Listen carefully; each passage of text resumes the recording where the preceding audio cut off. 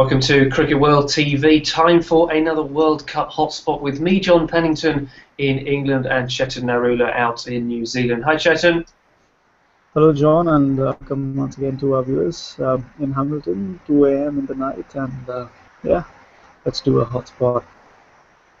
Good stuff. Well, quite a few games since we last spoke, and England's participation in the tournament effectively over since we last spoke. But let's just the last game, the first game that you were at after we last spoke, Chetan, was South Africa against Pakistan, and I think we both had this down as a South Africa win, and Pakistan rather surprised everybody. But was it more a case of South Africa imploding? Well, in a way, yes, but it's just a generalization. You can't just say that okay, South Africa and Pakistan bowled really well. I think they've been gathering momentum step by step in the last three games they've played. They've really done well. But that game, they really turned it on. They saw it was a bit cloudy that day. There was some rain in the air. There were some raining conditions. The bounce at Eden Park was good. I mean, conditions were good for a Pakistan bowling performance, and they delivered for once. All three pacemen took 3 wickets each, 9 wickets shared by the pacemen. South Africa imploded, yes, but I think that's pretty much to do with the reason that they are super dependent on one batsman, A.B. de Villiers, and mostly they're dependent on somebody like Hashim Amla to provide the start. If he provides the start, then AB can come and do his work.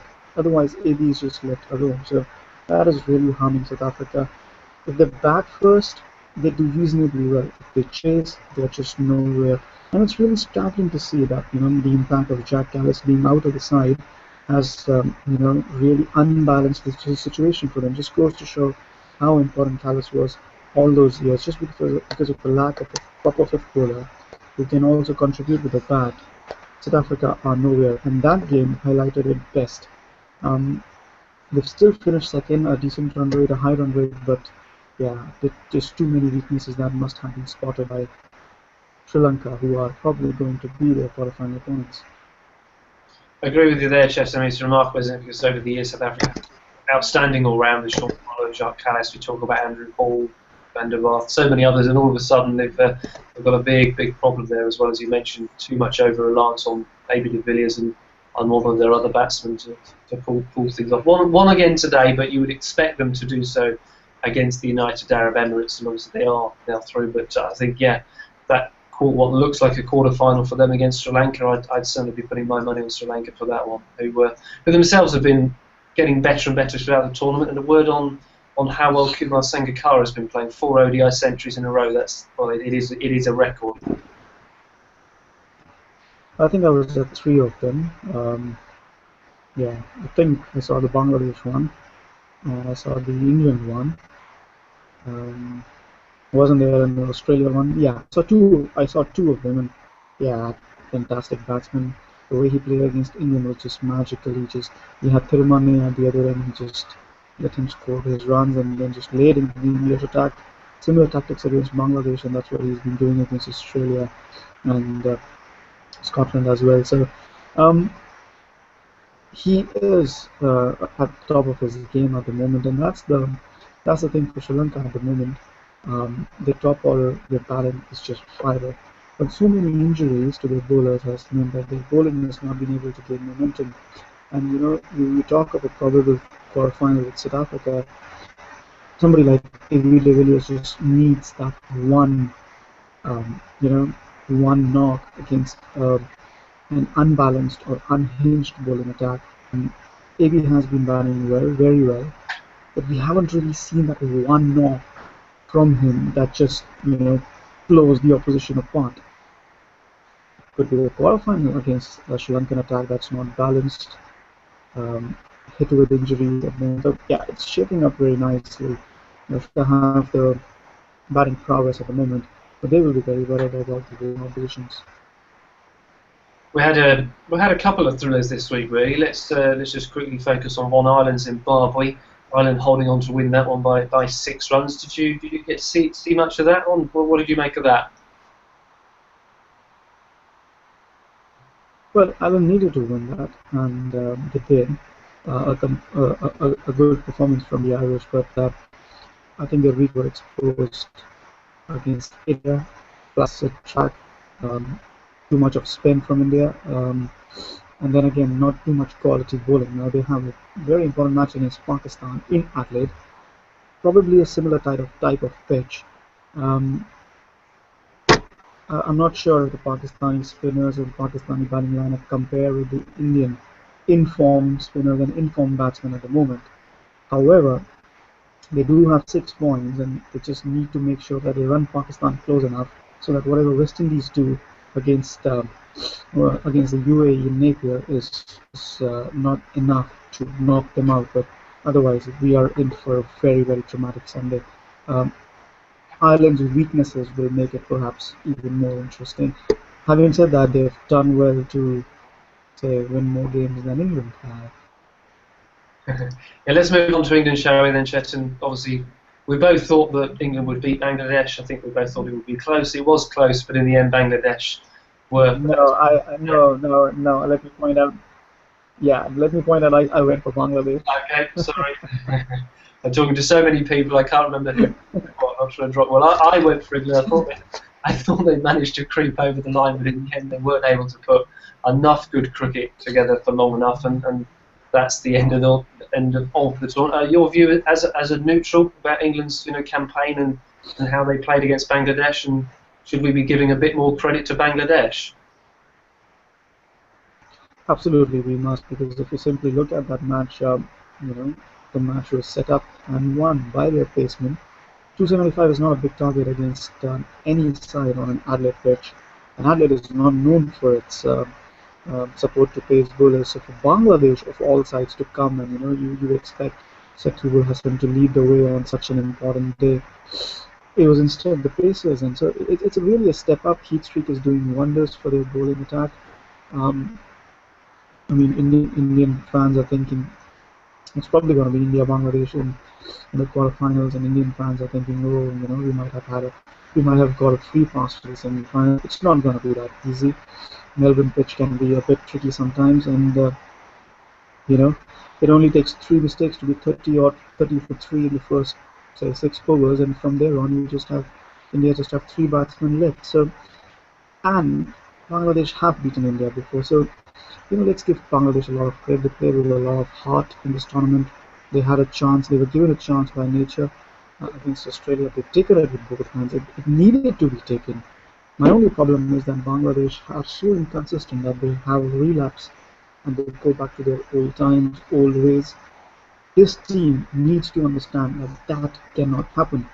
This match, this victory against England, has to be the turning point for Bangladesh cricket, because there are now many of the teams like Afghanistan and Ireland, everybody pushing forward. So this has to be a turning point for Bangladesh cricket. Talking about England, well, uh, it all came to naught, didn't it? I mean, you fired Kevin Peterson, Alistair Cook changed at the last moment, Ian Morgan set the last, new coach, new regime, Ashes was shifted to last year. You just wanted to play 6 months ODIs. Still couldn't win the World Cup. Not even, forget winning the World Cup. Couldn't even qualify for the quarterfinals. I'm not sure England are cut out for ODI cricket. Harsh words, yes. They do not have enough impact players to win matches. Whatever impact that they have are either sitting on benches or batting too lower down the order for them to have any impact. I mean, every person could see Gary Balance's selection was wrong. Fine, you selected him, you packed him, he was out of form. Even then, for 4 out of 5 matches he was picked. Then you bring in Alex Hales, half-cooked, underprepared, no match practice for 5 weeks, in a must-win game. That's not fair on Alex Hales. James Taylor, still batting at number 6. I don't understand why. I mean, it's just a sham. It's really shameful and very embarrassing. And to think the coach comes out and says that we need to look at the data. What data do you need to look at? You had a target of 275 in 50 overs. This is 2015, not 1995. Teams score 275 runs in 40 overs and then lost 100 runs in the last 10. This is what is happening in 2015. You don't need computer screens, you don't need data to look at that. You just need to see that there are not enough impact players for England to be able to put up scores of 300 and 350 consistently on the board. and that is where England are missing out. How can they rectify it? Get out more of their players to go to the IPL? Or should they make sure that their own county system, whether it's limited overs or 5-day game or 4-day game, whatever it is, they have to make that strong. It's for the ECB to decide, but it's not going to be easy, and they really, really need to make some harsh decisions. Let me also just say, as much as I like KP and as much as I think what happened with him was wrong, getting KP back in the English dressing room is not the answer. So, like I said, it's a tough road ahead for English cricket. They really need to make some hard decisions. Yeah, can't argue with any of that, Chetan. I mean, the one perhaps light at the end of the tunnel, perhaps for England, is the incoming chairman, Colin Graves. He, a few years ago when Yorkshire relegated, came as chief exec, and he did basically gut it out, get the right people in, and get them on board. So he's not a man afraid of making those sort of decisions that I think you and I would both agree are very, very necessary now to try and move England forward and actually make them competitive in one-day cricket, because you're spot on. We haven't got those impact players, or we have, but they're not anywhere near the squad, and they're not being played in the right positions. James Taylor, quite right, being batted too low. Gary Barron's a good player, not in the right sort of form, hadn't had any cricket. How was he going to be expected to perform at number 3? And then Joss Butler coming in far too late, being expected to do far too much. So England, yeah, they've got to try and regroup and beat Afghanistan. If they lose that, then, well, goodness knows what will happen after that, but we'll wait and see. Chetan, you were at India-Ireland, another good win for India. Another occasion, I think, where the bowlers impressed, because Ireland were going okay, and then India's bowlers really turned up the heat again. Yeah, I was at that game, and perhaps the first time the Indian pace bowlers did not impress. A slow track at Hamilton, perhaps the slowest track India have played in this World Cup, or the slowest. I've attended 10 matches now in this league state, so the slowest track I've seen in this World Cup. So the Indian spinners were also challenged. For the first time, they did not have the cushion of the position being 3 down. So they had a bit of a challenge. They found the grip, they put the brakes on, and then the faster bowlers came back, shoving terrific from 3 more wickets.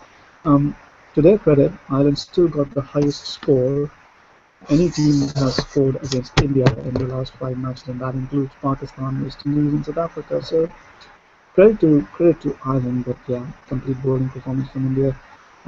Completely changed side, and Shikhar Dhawan, just making sure, on a slowish pitch, just going on to get that 100. The only worry for me here is that India haven't been tested against a quality bowling lineup that puts their top under pressure. South Africa, for everything that's been said about South Africa, they have not really looked impressive, even against Pakistan in the initial overs. The South African attack wasn't that impressive. It's just that Pakistan lost a few wickets because of the rain. So even then, West Indies on a bouncy pitch, 180, did test India. Imagine if they were chasing 250 on that pitch against, say, Australia. It would have been impossible with 6 batsmen. So India's lower order, a bit of a worry. You don't want that to come unstuck on a knockout day. Plus, the only thing is the bowling has not been consistently put under pressure. India's Achilles heel in the last 1 year, especially overseas ODI cricket, was that when their bowlers were attacked, they did not have a response. It's that their bowlers have gotten early wickets and never allowed the opposition to settle down, which is obviously a good thing. But I'm just saying that even with Ireland, they got that partnership going, but they weren't 250 for 2 in the 40th over. That would have been pressure in the last 10 overs. So India haven't really experienced that sort of pressure. It's to their credit. Obviously, it's to their credit. The bowling has kept India. It's just been absolutely top-notch stuff. But the day that goes wrong, 6 batsmen who have, especially with number 4, 5, 6, not tested, will be tested. And yeah, I'm not sure about that. We will, yes, we'll sort of wait and see whether they get I wouldn't expect Zimbabwe to test them too much in their final group game, but yeah, it could come down to a knockout tie where they need to be tested. A few other games just to quickly wrap up. Sri Lanka beating Scotland. Scotland produced a decent fight at the end, but were obviously well beaten. South Africa coming good, I suppose, earlier on today, as they would have been expected to beat the UAE quite comprehensively. That qualifies them for the quarterfinals, though we pretty much knew they were there anyway. Chetan, next up for you, you've got New Zealand, Bangladesh. So you've got the hosts already qualified, you've got Bangladesh qualified as well on a high from their win over England. How do you see that going? On the face of it, in New Zealand, Bangladesh against New Zealand have got an appalling record, but might it be a bit closer than that might suggest, or might they revert back to type as you were referring to earlier? Well, it's been raining here all day, so first of all, the rain needs to stop. Yeah, I'm not sure what the teams will be playing for here, except a bit of momentum. I can't see Bangladesh in whatever form they are or whatever high confidence they are shocking New Zealand. It would be a massive shock if New Zealand went down in this game and Bangladesh or something like, ooh, would be the tournament favourites. So yeah, I don't see that has. For Bangladesh, it's all about how much confidence they can take out of this game with a decent performance, because they're playing one of the tournament favourites here and probably will face India in the next match, who are also tournament favourites at this point in time. So how they perform in that match will be more important with the quarterfinal attached to it. So it's important that they perform well tomorrow and take a high confidence into the next game. The other game, obviously, tomorrow is in Afghanistan. Very important for English cricket to come out of that match with a win. It's not going to be easy. Afghanistan do not give up. They're certainly not afraid of anybody. Yeah, let's just finish with some predictions then, Chetan. I think we're both going to go with New Zealand to beat Bangladesh. I'm going to predict England to beat Afghanistan. I know I got it wrong last time, but surely England they're on a bit of a hiding to nothing, really. I mean, if they lose, obviously that's almost unthinkable. If they win, people can say, well, you should beat Afghanistan, so what? But I think they will win. What about you? Yeah, I like Afghanistan, and just for the fun of it, I'll go with Afghanistan to win. Just want to see what happens. But yeah, I really like Afghanistan. I think they'll come out fighting. They'll come out aggressive, and it's the best time to play an English team. If you check Twitter, Malaysia, Japan, Hong Kong, pretty much everybody wants to play English cricket team at the moment. So Afghanistan are certainly not bad opponents at this time to play. Okay, well, and then to finish the group stages, then we've got Australia, Scotland. Australia will be far too strong for Scotland, I would think. There. Then we've got Zimbabwe, India. India again should be too strong for Zimbabwe. Then we've got the interesting one of the final weekend. We've touched on it. You've got the West Indies, UAE, and Ireland, Pakistan. Assuming again the West Indies will beat UAE, which way are you going for that crucial, what could be very crucial, Ireland-Pakistan clash? Well, I think Ireland, because of their weaker bowling attack, will struggle to get past Pakistan. West Indies, yeah, shouldn't be a shocker if they beat UAE. They already have a higher run rate than Ireland, so Ireland have the task cut out. I mean, I don't see how they could lose to Pakistan and still manage a higher run rate that they already have. So pretty much it's about West Indies winning, and West Indies match starts 2 hours before the Pakistan Ireland game. So if West Indies win, they'll probably know that Ireland are not in position to qualify. So yeah, I see Pakistan and West Indies going forward from that group, and Ireland's bowling attack. They've been brave about it, but yeah, I think Ireland's bowling attack is not as good to probably help their side make it to the quarterfinals. Fair point, but unless of course Pakistan just for fun. Yeah, unless of course Pakistan decide, let's make it a bit more fun. So you never know. That happens a lot.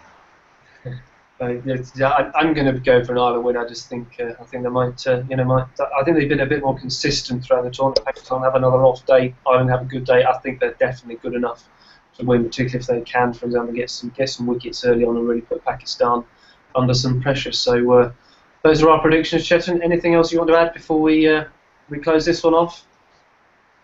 Yeah, hopefully it'll be we'll be speaking on Monday for reviewing the four qualifying leagues. Certainly will. Thank you very much for your time today, Chetan. No problem, always a pleasure. And thank you very much for watching us here on Cricket World, and bye for now.